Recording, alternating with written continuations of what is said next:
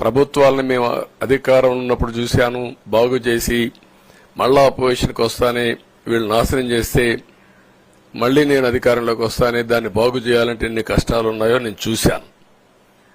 ఒకప్పుడు power sector మీరు చూస్తే కరెంట్ ఎప్పుడు వస్తుందో ఎప్పుడు పోతుందో తెలియని పరిస్థితి నుంచి హైదరాబాద్ లో విద్యుత్ సౌధ దగ్గర రాఘవరెడ్డి ఉండేవాడు, communist leader.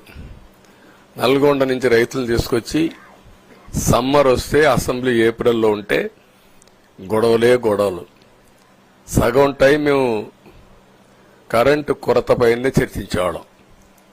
That were the days.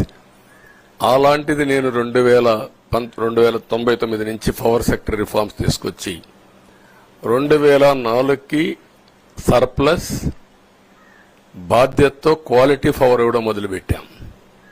2014కు మళ్లీ 22 మిలియన్ యూనిట్లు ఆంధ్రప్రదేశ్లో కొరత కరెంటు.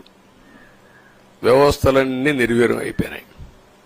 తర్వాత మళ్లీ సెట్ చేసి 2 నెలలు 3 నెలలు కరెంటు కొరత లేకుండా చేసి వ్యవస్థలన్నీ పటిష్టంగా చేసి సోలార్ విండ్ తీసుకొచ్చి కాస్ట్ తగ్గిస్తే ఇప్పుడు మీరు చూశారు ఎంత పవర్ ఛార్జెస్ పెంచారు. 9 సార్లు పెంచారు. ఎందుకు పెంచారో నోబడీ నోస్. దానికి రీజనే లేదు. ఇప్పుడు ఎక్కడుందో దాన్ని ఎత్తుక్కుంటే ఎంత లోతు పోయిందో కూడా తెలియదు. దాన్ని ఏ విధంగా రిపేర్ చేయాలి, ఎంత డబ్బులు తెచ్చారు, ఏ పేరుతో తెచ్చారు, అవన్నీ ఒక వ్యవస్థను కాదు, సంబంధం లేని వ్యవస్థతో డబ్బులు తీసుకొచ్చి సంబంధం లేని డిపార్ట్మెంట్కి ఇచ్చారు. ఇలాంటి చాలా ఉన్నాయి. అవన్నీ ఇన్ కోర్స్ ఆఫ్ టైం మీకు కూడా చెప్తాం. అల్టిమేట్ గా ఇదేదో మేము అధికారం అంటే జుబిలియంట్ గా బ్రహ్మాండంగా ఉందనుకోవడానికి కాదు. ఒక బాధ్యతతో మా మీద ఎంత నమ్మకం పెట్టుకున్నారో ఈ ప్రజల్ని మళ్లీ ఒక దారి చూపించే మార్గం మేము చూపిస్తాం. ఇంకొక పక్కన మీరు ఒకసారి ఆలోచిస్తే ఇదే అసెంబ్లీలో నాకు, మా కుటుంబానికి, మా మిస్సెస్కి జరిగినటువంటి అవమానానికి నా జీవితంలో ఎప్పుడూ బాధపడలా.